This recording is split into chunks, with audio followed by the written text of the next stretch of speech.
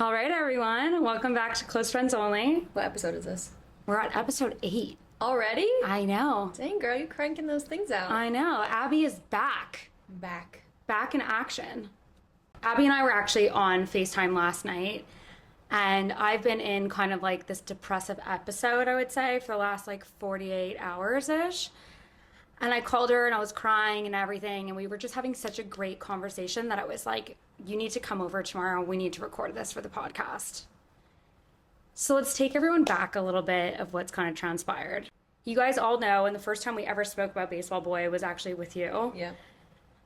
And at that time in that episode, which is going to be crazy to look back, it was so platonic for me. Everything about it was just friends. Like, he was looking at a gold standard for me. Remember, like, all of those sort of conversations? He was where he set the bar. He set the bar.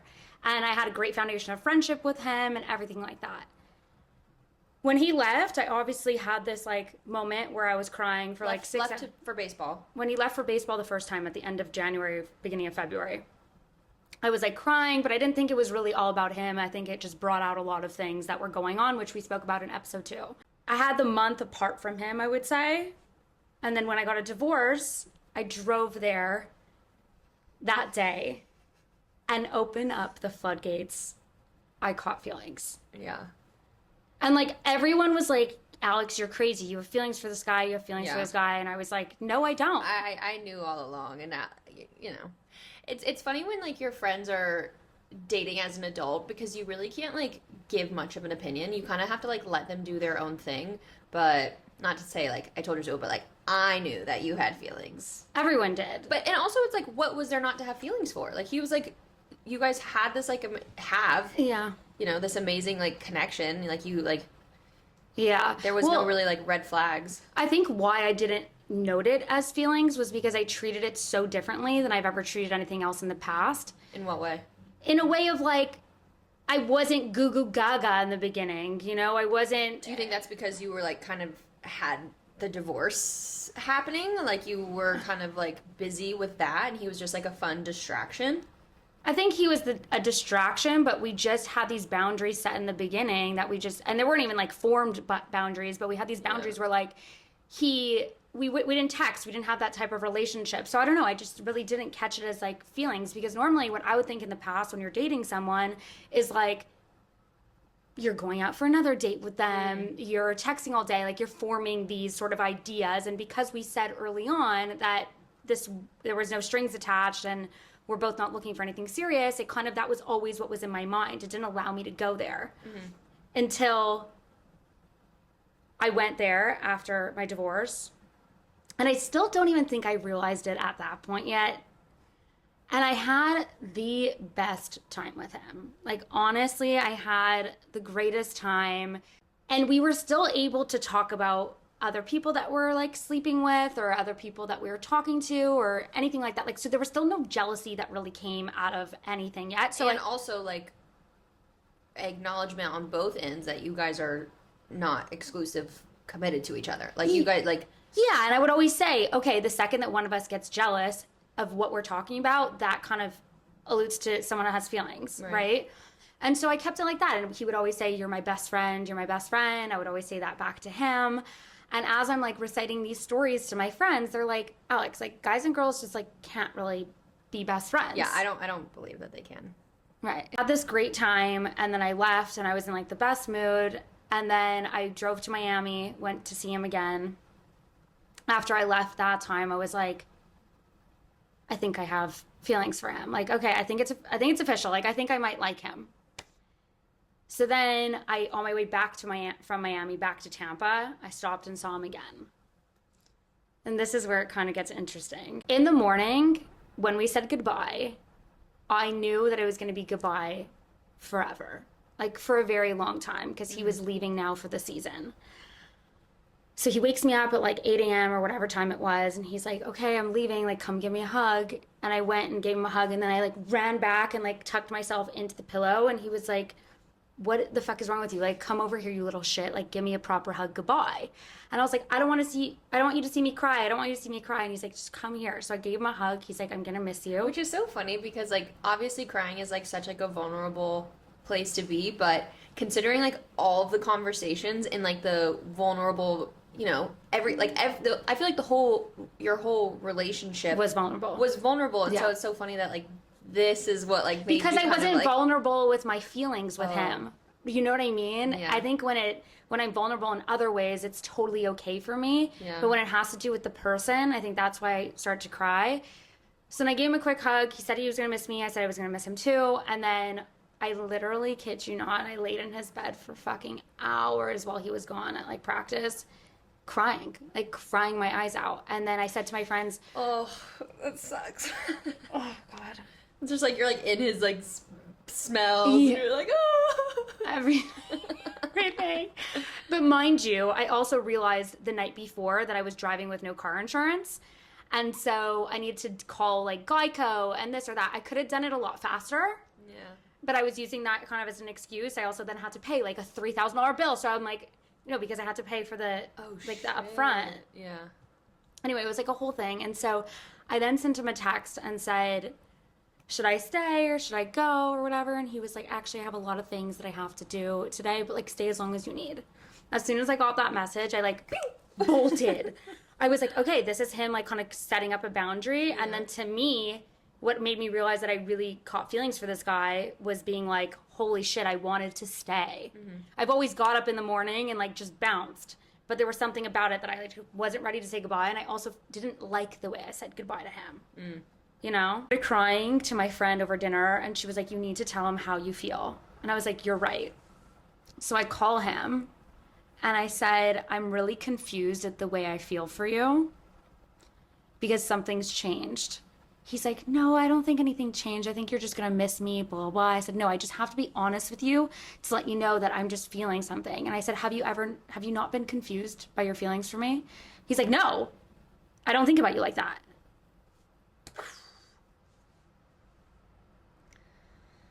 Okay. Then we're talking maybe a week and a half later. We're just, continuing our snap streak and whatever it is. And then I saw that something like within his career that he posted on his Instagram story, and I immediately like picked up the phone to call him to just like congratulate him on something. And he was like explaining it to me, and then at the end he's like, how's things going with you? I'm like, good, whatever. And he goes, well, actually, now that I'm doing this, I'm actually going to be in Florida for a little bit longer on my drive back to where I need to go. How about I stop by and I could spend the night with you on Saturday? So now I'm like, okay, yeah, come. I thought it was goodbye.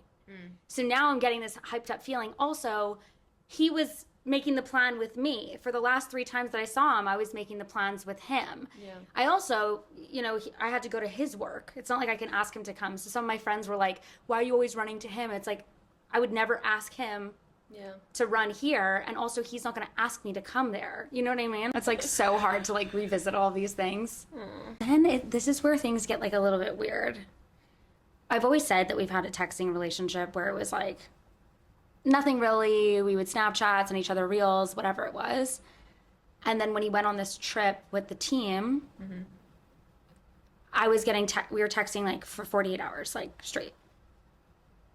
And to me, I'm a dissector of text messages and actions and all that sort of stuff. So to me, I'm like, something has changed. I felt like something changed on his part. Like good or bad? Good. Like I thought maybe you felt that he was like maybe having feelings for me. I don't know. But then at the end of the day, I also thought to myself being like, okay, maybe he's a little bit uncomfortable with whatever he's doing right now. And I'm his comfort place.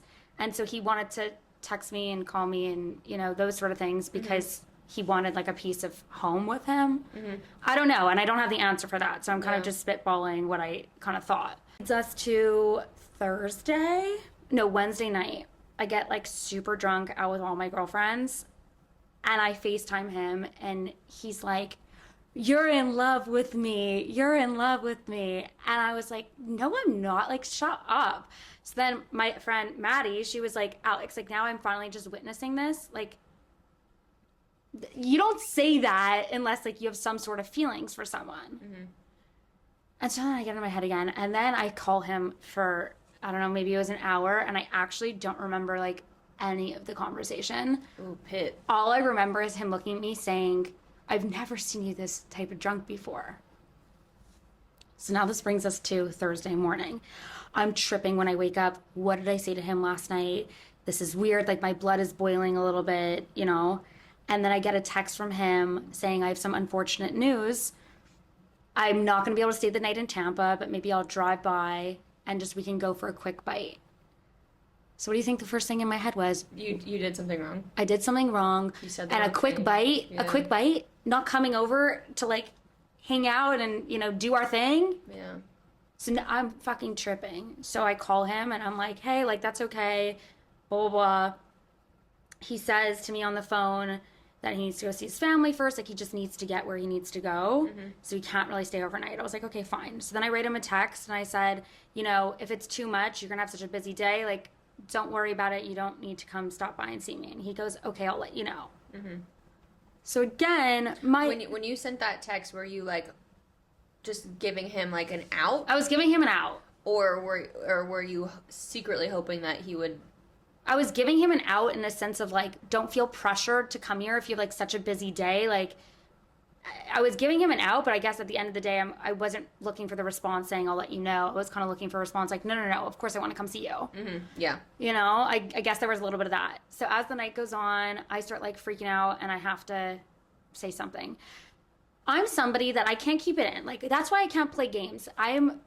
Who you get, like what you get is what you see. You know, Mm-hmm. if I'm feeling something, if I'm mad at you, Abby, I'm like, I need to talk about it right now. Yeah. You know, not everybody's like that, but I'm like that.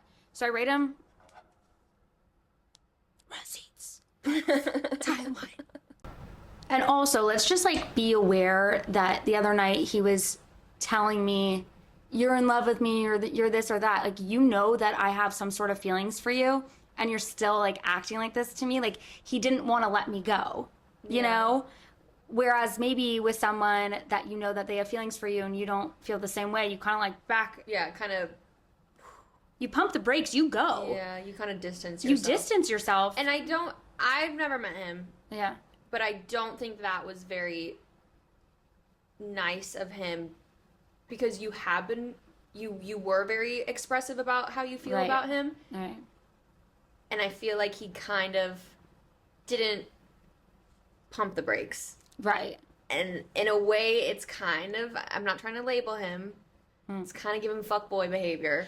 Well, that's the thing. Like, I don't see it as fuckboy behavior. I see it as he doesn't want to if he considers me his best friend. He wants his cake and He wants his cake and wants to eat it too. He considers me his best friend. He could talk to me about whatever, and I'm there for him. And he didn't want to lose that. Or he's, isn't that a fuckboy? Maybe, I don't know, because maybe fuckboy- fuckboy's like a little harsh, but no, because in my mind, a fuckboy really doesn't give a shit about you.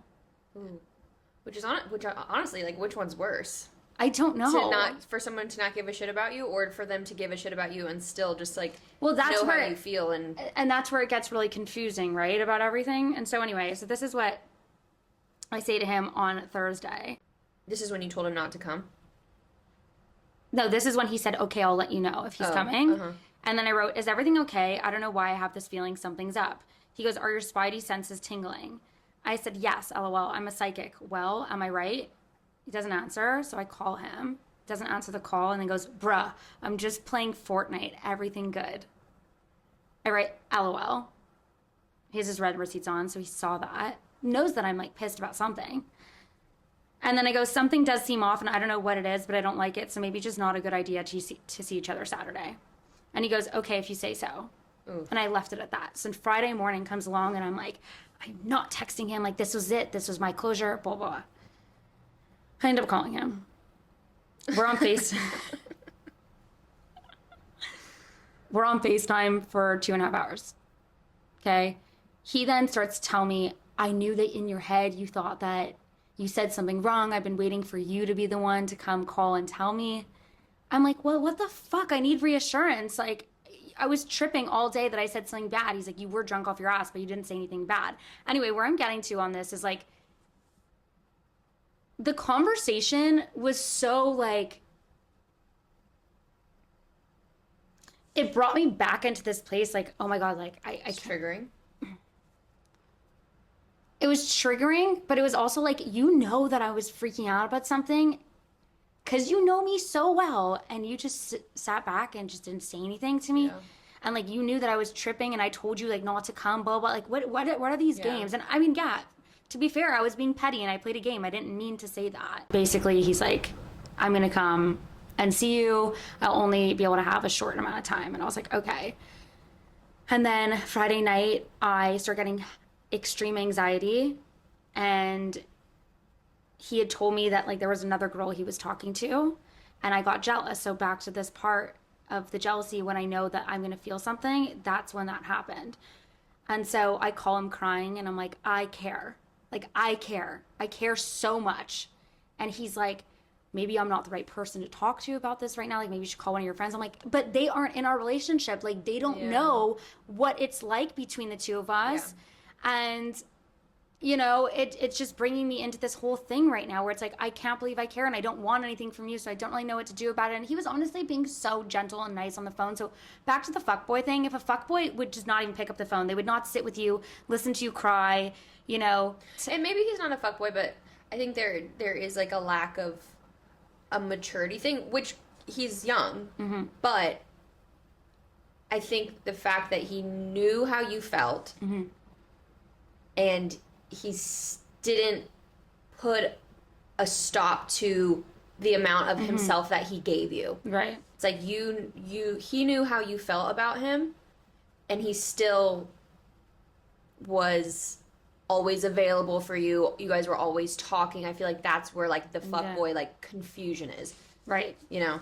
So then this brings us to, he comes over yesterday, and he comes over right away, and like we're having a good time. We start, you know, making out, we end up having sex, and the sex felt like, to me, like a goodbye. Like there was a moment where like I almost like shed a tear. You know, you're saying all these things like, I've missed this, or I've missed you, like, you know, You said that? while we were having sex. Like, obviously if you're like peeing the V and it like feels good or whatever, it's like, I've missed. Don't watch this one. Yeah.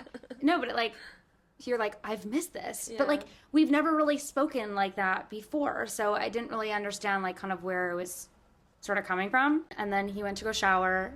And then when he comes out of the shower, I was like, can I convince you to stay?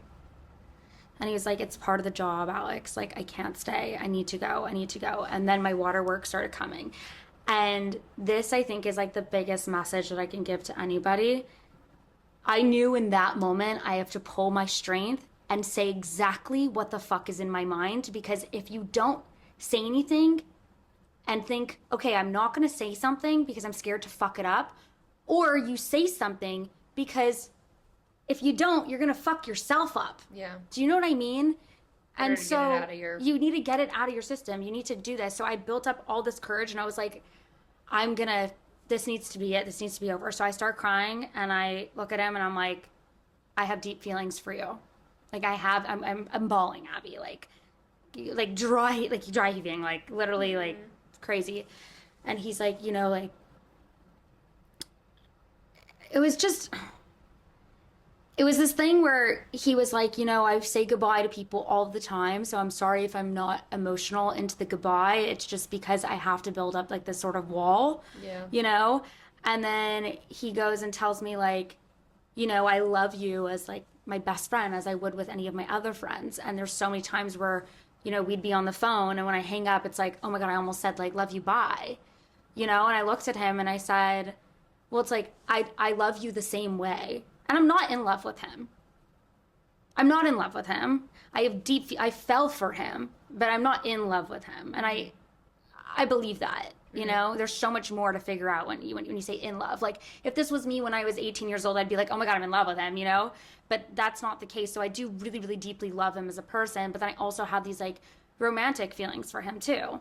And I looked at him and I said, you know, you're at like this thick of your career and this part of your age. And if I could go back to the age that I was at, where you're at right now, the advice I would give was live it the fuck up. Don't get in a relationship. Yeah. You know, go have your fun, all of this stuff. And in a year or 2 years, whatever, then you could figure that out. But don't be in this athlete position in your life where you're going to be, you know, maybe interested in other girls or whatever it is. Like, live it the fuck up. That's all I want for him. And I was saying, that's all I want for you. And for me, this isn't the right time for a relationship for me either. So I'm not sitting here and asking him to be with me. And that's where it was so strange of a conversation, right? Because you're expressing how you feel for someone. Mm-hmm. You know that they're telling you that they're not feeling it back, but you're also not saying, well, you don't make any sense. Why? You must feel something, because I wasn't asking him anything. Mm-hmm. If I was sitting here asking him to be in a relationship, I probably would have been like, well, why do you do this with me? Why do you do that with me? Or this or that, but that wasn't the case. And so I think that kind of made the visit a little shorter. Yeah. Because he was like, I gotta go and whatever. So I had to go in his car with him to let him out of my building. And I looked at him and I said, do you think that that's the last time that we'll ever have sex? And he was like, very possible. And I said, yeah, I agree. In my mind, it's because, when he's back in Tampa in 7 months or whenever it is, there's probably going to be someone else for me. I don't see this me waiting around. He's not asking me to wait around. I'm not trying to wait around. I'm trying to get over him. And in his mind, it was because he's like, if you still have these feelings, then I don't want to do that with you and then hurt you more. Yeah. So I think that he's at this crossroads where he loves me and is his best friend so much and it's hard for me to let go. And then I'm here being like, well, fuck, I have feelings for you. It's a tough spot. So that's why I don't blame him for not knowing how to handle it or not knowing how to pull back on his part. It has to be me to do that. Yeah. So that's where it got to when he left. I wrote him a message saying that, I need to pull back right now. I want to get to a place where I just love you as my friend and nothing more. Yeah. And hopefully we can get back here, and I hope you understand, and I'm really sorry for catching feelings because sorry. Not that I'm sorry, but we kind of had this agreement in a sense. Okay, but girl, that is literally every Hollywood movie, no strings attached, just friends, when the two people agree that they're both not gonna but normally and it's just gonna be a strictly friends with benefits, it's what do you think was gonna hapen? Yeah, but don't feel sorry. No, I just feel sorry in the fact that I'm an empath, and I feel he's gonna lose a best friend, and I feel bad for him, and I'm gonna feel bad for myself. But that's just I feel bad because I understand you got to do what's best for you, and I think that that's the end of the baseball boy chapter, and it makes me really sad because he was just such a big part of my life, of my confidence, of everything, of feeling accepted by someone, and I told him everything that I would do. I told him if I was sleeping with someone or if I went on a date with someone and all my crazy stories in the past. I've told him about certain, trauma that I've endured throughout my life and everything. I was so vulnerable and open with him about every little detail of me, and he accepted me. And so, to lose that part is so sad and heartbreaking for me. For sure. So, I don't know. So how do you feel today? Look, I gave myself, I said, I woke up yesterday morning and I said, I'm giving myself today to still, stay in bed and just cry and sleep and do whatever. And as soon as Monday morning comes around, I'm taking my own advice. I'm going to throw some makeup on, get an outfit on, get to work, distract myself in a sense while still understanding what I'm feeling. And I feel better today. I do. Mm-hmm. Because I'm kind of he once said to me, remember who the fuck you are, Alex. Mm. And I'm taking that advice. Remember who the fuck I am. I'm not going to sit here and cry over, someone that doesn't want to be with me or anything like that. But there was just so much about him that I think he's always going to be the guy that, the one that got away. No. In a sense where it's I think that he's just always going to have a special place in my heart. I've never...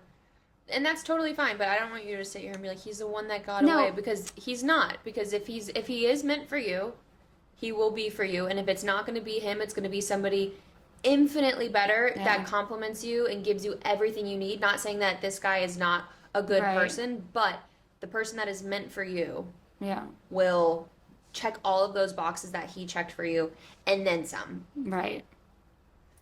And it might be him. You never know, and that's the exciting thing about life is you never know what will happen. But I don't think it's going to be him. I know that he's not my forever person. I know that. I do hope that we can get back to a place where we could be friends. Maybe that I'm just gonna kind of. Whoops. Hello. Maybe we're just gonna get back to a place of being friends, and we won't have that intimacy part anymore. it's just all so fucking confusing. Yeah. What were you saying yesterday? You were saying some like deep fucking shit yesterday. I wish we recorded it. Gratitude and be grateful for the experience and know that like trust that this feeling is going to lead you to the next place. Oh, and I also said that when things seem to be going great with a person and then, you know, you're vibing, whatever, and then out of nowhere it's just like and like completely like detours. I truly believe that that is like the divine, whether you believe in God, whether it's like the universe, yeah. angels, like that is that A higher power. that rejection is redirection. Like that is going to then bring you to where you're supposed to be. And like any, we were talking about it last night, it's like any failure that you look back on and you were really sad, it like brought you to exactly where you are now. And like Right. every little piece of your life, whether it's like a happy moment or a sad moment, it pushes you where you're supposed to be. Right. No, I agree. I agree with that. I think it's just like, But it doesn't mean it doesn't suck. It sucks. no, it sucks. And like the heartbreak that I feel from this versus the heartbreak that I felt from my divorce are like two completely separate things. And we talked about how in a divorce, when you're or like in a relationship, when you're actually in a relationship, you kind of mourn the relationship while you're in it. Yes. Because you're trying everything within your power. Yes. You were in counseling. You tried these different things. Yeah. You had all these issues. You know, there was like, so like while the relationship was happening, you were mourning it. Right. Whereas this, and well, I'm just going to dub it a situationship. Yeah. You, in a situationship, you're mourning the potential. In the Yes. relationship, you knew what the potential was, and it wasn't, and like that person just wasn't Right. doing Yeah. what you needed. But in the situationship, you're mourning and you're sad for what could have been. Well, that's the thing, right? Like everything was so great. Yeah. And that's why when we come back to the gold standard, right? It's like, if that isn't what I have, I don't want it. And like, I can't wait for someone to reciprocate, obviously, the feelings back. Obviously, he loves me as a friend and all those sort of things. So like, the love was there, right? And that was real. And everything I felt was real. And every laugh we shared was real because there was a friendship that we formed too, right? And so my thing is that, like, back to what you said, I'm mourning the what could have been, and I'm also feeling like, holy fuck, I really never had that. And that's so fucking sad to like sit and realize that like every relationship or every guy I've ever been with wasn't that. Yeah. And I'm sitting here and saying, this is what I want. This connection with someone, the best friend part, the no judgment part, the everything, like the Support. feeling, the support. Like he was my number one. Encouragement. He was my number one supporter. If I was having a bad day about something, like he fucking knew how to turn it around. And like with my ex, you know, and this is what my mom said actually. And my mom said this, and I'm going to quote her on it. It's something you want and can't have. And also, he gave you the feeling that you loathed for from your husband. And it's hard to lose that. Time will heal, I promise. Yeah. And like, that's so true. There were so many parts that I got from this situationship that I wasn't getting for, you know, 5.5, 6 years. Yeah, you were almost like deprived. I was deprived of it. So now not only did I used to, like, if you go back into the first couple podcasts, I'm talking about how I was deprived from sex. Like, I was deprived from this feeling of comfort and safety. Totally. Like, for example, and no, you know, bad blood to my ex or whatever, but, you know, if I posted my Instagram stories or did anything on Instagram, he never watched them. He would always say, which is hilarious because that's your job. it's kind of my job. And it was also my, like, my MO. It's like what I like to do. It's fun. He never really watched them. And he would say, like, I can't watch them, or I don't like looking at them, or these sort of things. And here I have Baseball Boy, when he walks into my place on Saturday, he was like, how'd that podcast go with, you know, your friend that was a fitness instructor? And I said, it went really well. Do you want to watch a couple clips? And he's like, no, I watched them already. Like, silent supporting me. Yeah. And like, that's what I want and what I deserve and all of these things. And it still baffles my fucking mind. How doesn't he have any feelings? It doesn't make any sense. I know, but what we talked about yesterday is like you can drive yourself crazy by spiraling and trying to make sense of it all. And like, just don't even like, it's hard. I'm like queen spiraler, but like sometimes you just have to be like, you know what? higher power, universe, I trust that this is where I'm supposed to be, and I trust that like what you remove from my life, you'll replace with something like so much better. Right. You know, like there's like this cartoon that I've seen online, and it's like a little girl with like a teddy bear, and like Jesus is like, "Okay, give me the bear," and she's like, "No, but Jesus, I love it." And like behind his back is like an even bigger teddy bear. Right. And it's like in this moment, like you just have to trust that like what is being removed from your life is making space for something so much bigger. And it might not be a person. Like right now, Right. it might not be a person, but it might be opportunities that come from this podcast. It might be, you know, other relationships, not just like romantic, but like friendships that will come because like you're gonna and I know you will do this, you will use these negative feelings and this sadness to drive you, and like you're gonna replace it with having like a zest for life and wanting to like not feel sad. So like you're gonna do fun things, you're gonna go out and make meaningful connections, you're gonna go like live your life. And I think to that point too, and what I realized last night is when someone goes through a divorce or a breakup, and we talked about this like briefly, they kind of have this like hoe phase era, right? I think I've had that for the last couple of months. Obviously, you guys are hearing my stories, like I'm out and about and doing, you know, crazy shit and whatever it is. But when I was this sad yesterday and I was thinking about everything, it made me realize that I am ready for a relationship. Well, I think that now the standard has been set, and I think it's just that I never thought I was ready or got things out of my system enough or whatever it is, but I think now I'm opening up my mind and like my power to the universe, let's just say, to be like, I am ready for you to bring me my person, because I'm ready to give all of the fucking love that I have in my heart, and I want it reciprocated. 100%. You have so much love to give. And it's real, and it's sad when you give love and it's not reciprocated. So I'm very excited to see the right person that comes into your life that will receive your love and then give it back to you. Yeah, and you know, I'm just done fucking around.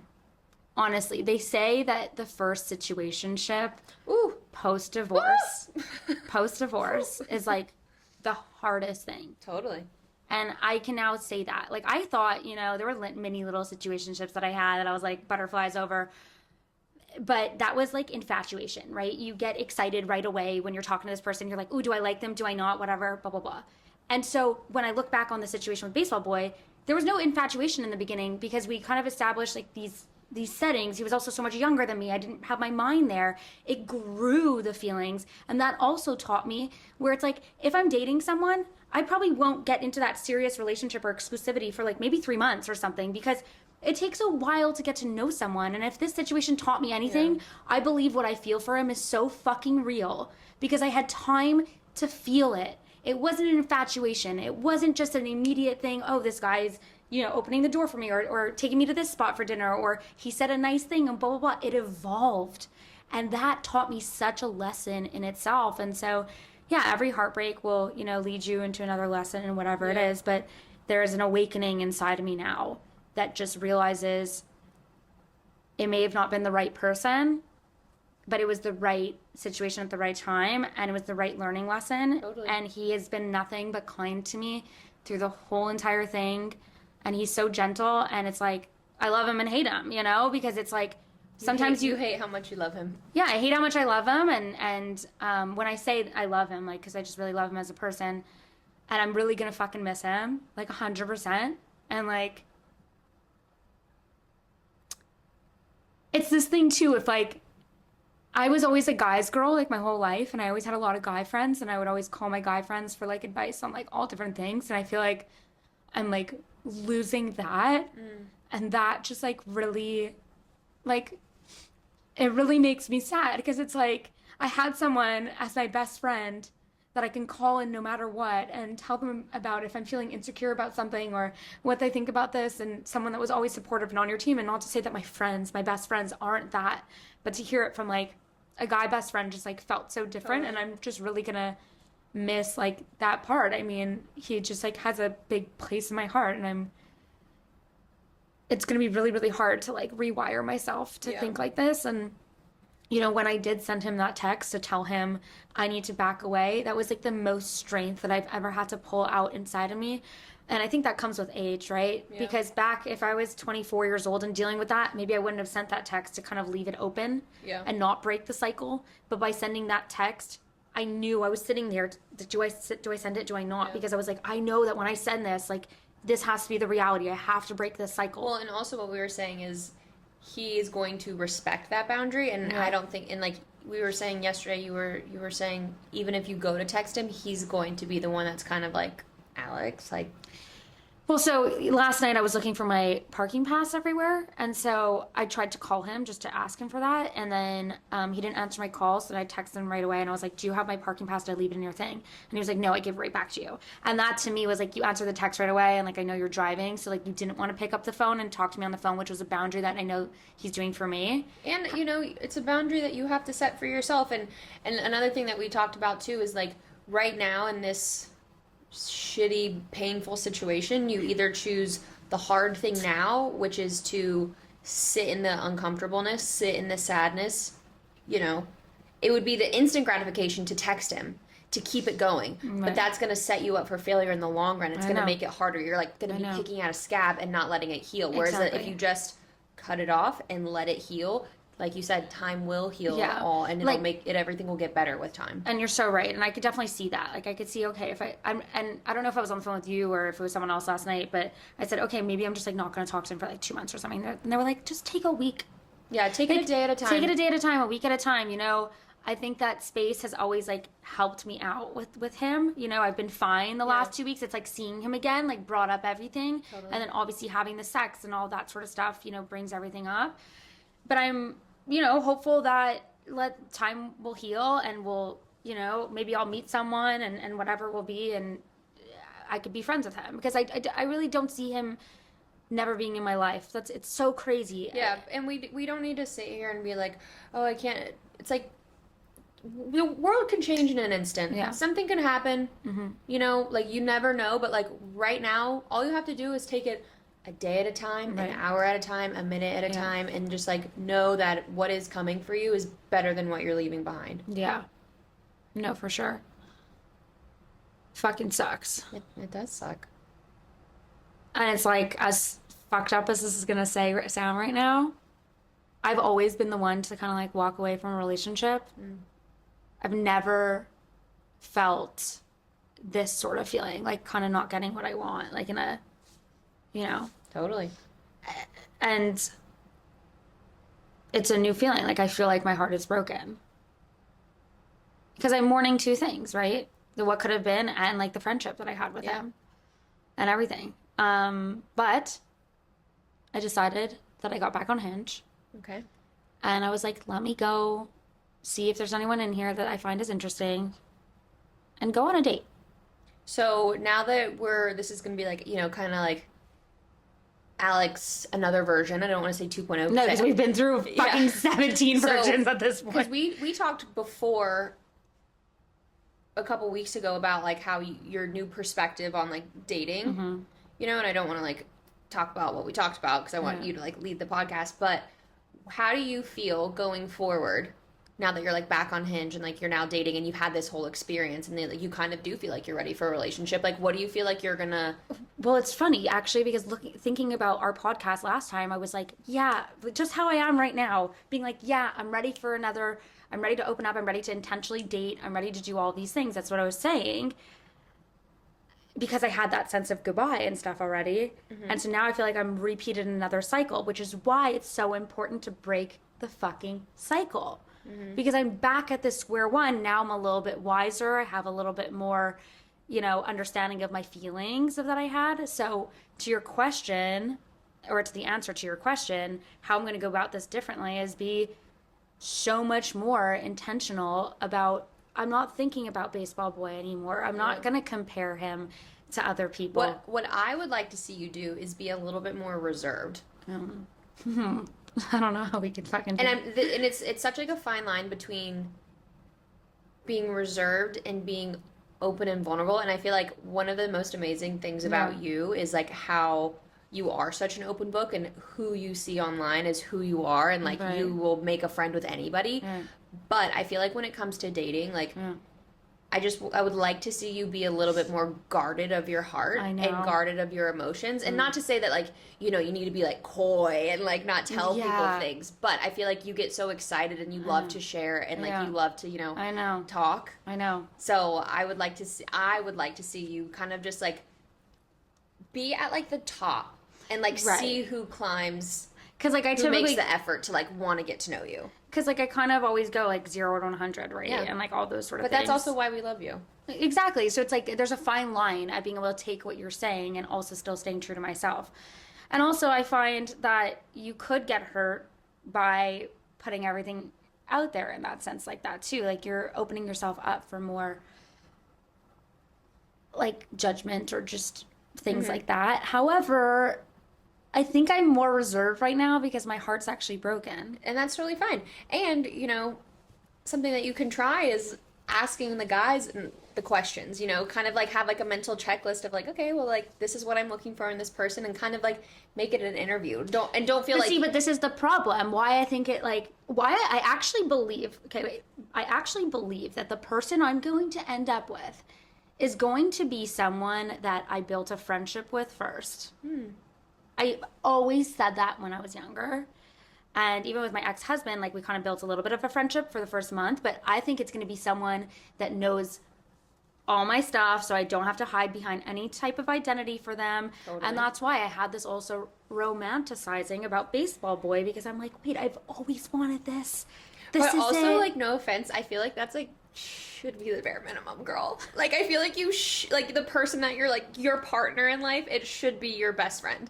And like maybe No, it is. maybe They've all been my best friends, but they haven't known the shit that like we talk about, or like my past crazy life, Yeah. or just, you know, those sort of things. That's what Yeah. I'm talking about, you know, that I'm not. But you don't need to give it up. You don't need to tell them on date one. No, I don't need to tell them on date one. I do not need to tell them on date one. And we've already established also we do not have sex anymore on the first date. Yes, okay. That's what I was Yeah. getting at earlier, but I didn't with I went on 3 dates. Did not sleep with any of them on the first Oh my date. God, I only she's slept growing. with one of them on the second date.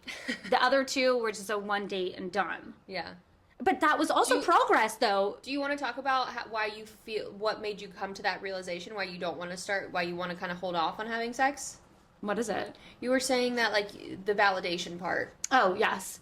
I get a lot of validation from sex, and I can confuse that and everything. And Baseball Boy taught me and showed me, like, meaningful sex. Like, I can say once Sex with a connection. Sex with a connection. It ends up turning into a rhythm, a dance. Like, you know each other's bodies. Like, it's like the most beautiful thing in the world. I never would have said, wait. I never would have ever said the words coming out of my mouth before Baseball Boy that sex was a beautiful thing. That's fucking diabolical. God. Sex was like, fucking, you fucked. You know what I mean? No, but he showed me what meaningful sex is. And I could tell you that that feels 1,000 times better than a one-night stand or anything. empty. Yeah, everything else was empty. And me and Shawnee kind of touched on this like a little bit, faking orgasms and all that sort of stuff. But I don't want validation from sex anymore. And even the validation that I received from Baseball Boy had nothing to do with sex. In the beginning, I said, oh my God, he, you know, made me feel comfortable to form into this dance or this rhythm, right? But then it formed into the validation that I was getting from him was just him loving me for who I am. That's the validation I need in life. And so why I'm not fucking on the first date or, you know, second date or third date or whatever it is because I don't just need another kill on my list. Yeah. I don't. Now, I have been in a little bit of a recycling phase because I still recycling's think fine. recycling is fine and they know your body already and all that sort of stuff. So, you know, I mean, not to get like woo woo, but I definitely think that sex, like, you create like a like a soul tie with. yeah. And I don't think that you should be out there like giving access to yourself to like just anybody. I agree. I agree. And I think that I'm finally like learning that. I think I was a little bit, crazy right after the divorce just because I was Totally. deprived and all that sort of stuff. You were But a I caged don't want, animal. I was a caged animal, but I don't want to resort back to the ways that I was in my early 20s. But And I'm not, and I'm not. And you know what? Life is all about learning lessons, and we're constantly growing and evolving into the best versions of ourselves. And learn the lesson, or you're going to repeat the lesson. Exactly. And I don't think that I've ever repeated the same situation twice with a guy. I think every guy that I've ever been with, I've taken, okay, what do I like from this? And then that's what I'm looking for in the next, right? And so I do think that the next one that I get into, now that I felt what it's like with Baseball Boy and then felt what in my marriage and the guys before that, I think I'm going to know exactly the person that I'm going to give my heart out. And when I was single, I like knew in my soul that like my person was on their way to me, and I would be like, I just like loved every minute of being single because I was like, you know what? Like I remember I was like meeting my girlfriend in Hyde Park for like a coffee, like on a whim, and I'm like, you know what? I'm so happy to be here right now because I know that my person is on their way to me, and these moments of me on a whim going and getting coffee are going to be fewer and far between. Yeah. Because I know that. When someone comes into your life, Yeah. it's like, yeah. So it's like that's gonna be like I'm so excited for you to like.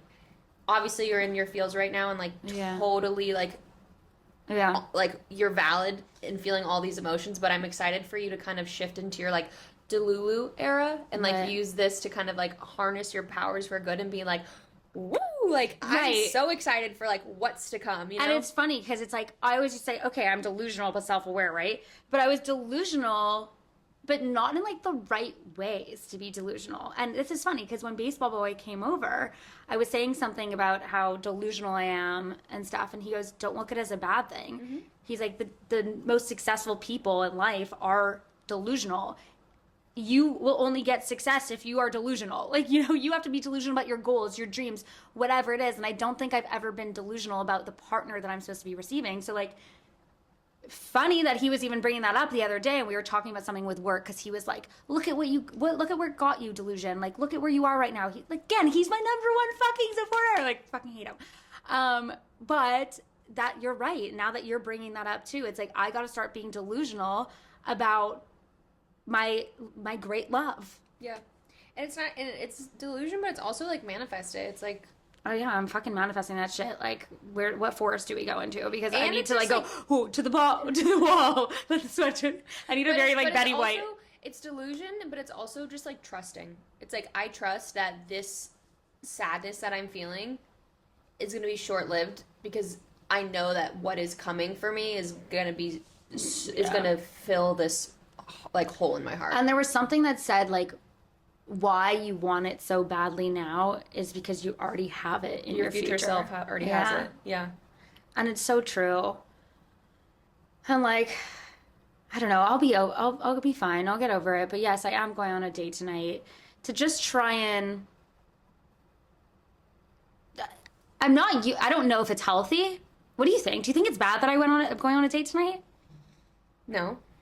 I'm trying to just... I mean, honestly, I think it's bad to sit here and, like, wallow in your sadness. Right. You know? But this guy and I know you, and I know that you'll... Like, I know you'll spiral, and I know you'll be like, and I was on the phone with you last night, I'm like, we can sit here... And me and Jordy were like, we can sit here and, like, be like, shoulda, coulda, woulda, why this, why that, why whatever. But it's like... At the end of the day, it's like you're gonna drive yourself fucking crazy, and like trust me, girl, been there, done that. Like I've spiraled over like so many situationships where I'm just like, but I'm so confused. Like this happened, and I think you just get to a point where you're just like, you know what? I trust that needed to happen for me. Right. And I love to look back on like things where I was just like so just like why like I'm such like this amazing person, why did this happen, blah, blah, blah. And I love to like look back and be like, oh wow, that happened and then this happened and this happened 100%. And that happened and this happened and that happened. And I always say that too, like you can't succeed without failure, and totally. Failure could be just like little bumps in the road, and you got to look at it and be self-aware and say, okay, what lesson is this teaching me? And I gave myself, like I said, yesterday to be depressed and whatever it was, and today I'm like, I'm turning it around. And I'm going on this date with this guy. So to answer your question, no, I don't think it's like a bad thing for you to go on a date with him. Okay, so let's get into the date. So the date that I'm going on tonight, I'm a little bit nervous for a couple of reasons. One of them being is He doesn't live here. He lives in Austin, but he's looking for a place here because his family just moved like close to Sarasota area. So he's looking for a place here to like maybe spend the winters or whatever. This is just like the brief conversation that I got with the guy. I don't like to talk too much to a guy before I go on a date with them because like let's just go on the date and figure it out. I find like the texting thing, then it could cause like a texting relationship. You don't need like a pen pal. I don't need any more pen pals. I actually made a funny reel today about a pen pal, but I don't need more pen pals. So there's that. But he said, "Do you want to go to Predalina?" Okay. Yeah, nearby. So I'm like, okay. Hop, skip, and a jump. So I'm going on a dinner date. Oh, this is... Alex doesn't usually go on dinner dates, but I think it might be nice because she needs some food in her system. I don't know if I told you about this. I must have, but I haven't told the podcast about this. Everyone knows that my one rule of thumb is not a dinner date on the first date. When I was in Miami, I got set up by someone with my mom, set me up with someone, and I went on my first dinner date. And it was great. It was fine. I ended up driving him home after. It was like a little kiss. And then he asked if I wanted to come up, and I was like, no. And that was that, okay? So I've gone on the dinner date, and it was good, and I liked the conversation. It was fine, whatever. This is where I'm nervous about now, because I wasn't nervous about the dinner date when I woke up this morning. He texted me and said, do you want to catch the sunset at Edition rooftop first? Because he's staying at the Edition. And so I said, yeah, sure. Now this is where I'm nervous. What if we have a drink and I'm at the Edition and then I like don't vibe with the guy and now I have to go walk to Predalina and sit through a dinner? That's where my current anxiety is going. Okay, but you can't think like that because, girl, you can talk to a brick wall. So, like, even if you don't feel like this is your person, it's a free dinner. Like, it's a free dinner. I know, I just never look at it like that. I don't care about the free dinners. Like, I know, but buy my own dinner, but like that just is what's making me nervous because I don't want to then spiral and then think about Baseball Boy and then start texting him being like, fuck, I'm on a bad date right now, and and like, do you want to know something? If I have a bad date, I call Baseball Boy. When he had a bad date, he called me. Like, okay, I have to rewire my brain. Yes, I have to rewire my brain. Habits. We have to break cycles, break the habits. It's so fucking hard. Yeah. I'm definitely in a fucking transitional phase of my life right now. Mm-hmm. So are you going to go to the dinner before, or the rooftop before? Yeah.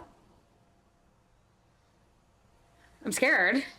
We'll update the next week. I mean, you could if you don't catch a vibe and you don't want to go to dinner, there's definitely ways out of it. You could be like, I just started my period.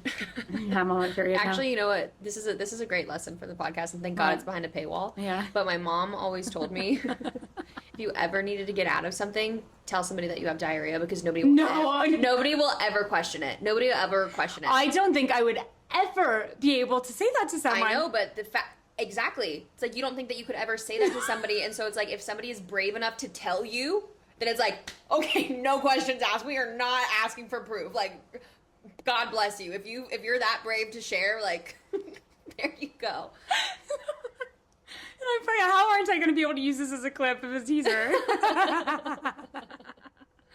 But oh my God, that was good. True. I mean, also my dog. It's a good excuse too. I guess you could use the dog as the excuse instead of saying that you have diarrhea. I think I would like die if someone said that. Like, it's like that guy that was like, I murdered, so I killed somebody. Yeah, like the fuck. I'm having a come to Jesus moment right now. This is what I want to talk about. Back to what we were saying before, how like redirection, whatever that whole saying is. Rejection is redirection. Rejection is redirection. If Baseball Boy never left that last weekend of January, beginning of February, and I would have never cried, I would have never spoken to my mom, she would have never told me to come to Anguilla, I would have never had the idea of starting this podcast, we wouldn't be sitting here right now. Totally. All of these things brought me to where the fuck I am right now. Saying, and the craziest part of it all is guess who's going back to Anguilla next week? Her. Me. So I'm about to be in another healing. I know that after the Anguilla trip, I'm going to be fine. Because I was fine after the last Anguilla trip. Yeah. I'm fine. And I'm not going to see him. And that's what I was telling Alex. I'm like, you know what, girl? Like, you're about to go be sad, but better be sad in Anguilla. Like, better be sad in Anguilla than be sad here with your family in the sunshine. Like, everything. But it's crazy that, like, every single moment in your life, you have to look and say, oh my God, this was such a bad moment or whatever it was, but it brought me to like the next step. Like that, it's so crazy. Life doesn't happen to you, it happens for you. Yes. And I believe that this is happening all for me, not to me. Yeah. You know. But it doesn't mean it doesn't suck, and it doesn't mean that your emotions aren't valid. But what I've been trying to do is like when I'm feeling uncomfortable about something, it's like, what can I learn about myself in this moment? Like what can I do to avoid feeling this way in the future? What is this telling me that I need to work on in myself? Is this like what is triggering me in this situation? Like what can I control and what can I control? And that's the thing too. Like I look at it and say, thank fucking God he doesn't live in the same. I could see myself in this fucking cycle for years and years and years. And I had a best friend that was in like a 10-year situationship. And I saw her doing this cycle and, you know, they were friends and then they were together. I love you, I this, that. It was like crazy from a friend standpoint. I mean, we were very young, but watching her go through that, I never really understood. I was like, well, what the fuck, you know? And now talking to her about it, she's like, I can relate to you so fucking much. And I've never felt like anyone could relate to me. My whole life, I felt like I was the one that was able to relate to other people when they needed advice. Having that friend here for me right now in my life is the most beautiful thing ever because I've never felt that before. So it's like, and I could look at it and be like, wow, I don't know how she did it for that long, but she's giving me the strength to like cut it and break the cycle and all that sort of stuff. And, you know, another way to frame it is like you're one more heartbreak closer to finding the person that's not going to break your heart. Let's fucking hope for that. Like I remember when I was like sad over like in the past about stuff, I'd be like, well, you know, I'm one day closer to not being sad. There we go. I'm one day closer to this not hurting. I'm one day closer to finding my person. And I think that today I'm good, but I know that after this date, it's going to be a big like strength that I'm going to have to pull out of me. For sure. I'm going to try really hard to like not call him, not message him. But you know what? Like, because mindset is everything. It is, but you know what the hardest part about it is that when we're not together, I kind of don't get all these like feels. Yeah. So I'm able to kind of break this. Like you were saying, I think it's a great thing that he's not here. Great thing that he's not here. So if I called him right now and just yapped to him about something that was going on in my life, or he yapped to me about something that was going on in his life, it's like, I don't think I would be sitting there being like, I want to be with you, I want to be with you. It would just be normal. But I have to stop doing that because when I do see him again, I don't want to have this built up, you know. And I think that if we do ever see each other again, we're just never going to be able to have sex ever again. Yeah. And that's that. Anguilla, anything else fun? So yeah, I'm excited to go to Anguilla. April's going to be like a really fucking crazy month for me. Going to Anguilla for 2 weeks. Then I have a wedding up in Longboat Key, which I'm excited for. And then, you know, Caitlin and Anthony are going to be coming in for that. So I'm going to spend some time with them. So April's about to be a really fun, jam-packed month for me. I'm really, really excited. And then we're one step closer to hot girl summer. And this summer, I'm like so excited. I don't know the last time I was single during a summer. I feel like I also like do not want to get into something until the summer's over. Yeah. I want to be able to like live my best life. If it's like my last summer that's single, you know, I want to do what you were saying, like go for coffees with my friend, or hey, you want to go on this trip? I want to go on this trip. Like, oh, you booked Vegas. We did book Vegas. We haven't booked our flights yet. When is that? Do you want to come? Probably not. Why? We want to go to shows and stuff. It's the Memorial Day weekend. In May? Yeah. David will be here. David! Well, but I'm happy for you. I'm excited. We just have to book our flights. Yeah. And then we're going to go because we got a free hotel room. Yeah. No, that's... I gambled so much last year that Vegas gave me a free hotel room. I love that. Yeah, and I was like, okay, you may not ever invite me back, but I'm going to go use the room. Yeah. For sure. Have a good time. So Jordy's going to come with me. It should be fun. And what's crazy is just, like, look at your life, like, where you were, like, a year ago versus now. And it's, like, so completely different. And, like, think about where your life is, where you're going to be in a month from now or in a year from now and, like, 2 years from now. Like, you never know, like, what will happen. Crazy. And I can't wait for you to be able, and it's, like, so cool that you're doing this, like, podcast. It's kind of like a video diary where it's like, you're going to be able to look back and be like, oh, my God, like, this happened and this happened all because he gave me the greatest gift by removing himself from my life. I know. Do you want to hear something really crazy and where I want to close this off at? Tell me. I was talking to Baseball Boy a couple days ago, and he was opening up about something that was going on in his mind and whatever. And I was giving him all this advice about like success and failures and just all these sort of things. And then I was looking in my note app for a quote that I used to always hear. It was an Oprah quote about like every single mistake is a life lesson and it's supposed to be part of you, something along those lines. But when I was searching for it, I found like, what do they call it when you first open up the first page of a book? Like a prologue? Is it? Yeah. Whatever. When I was 25, I wanted to write a book. Oh. Okay, and I wrote like the first page.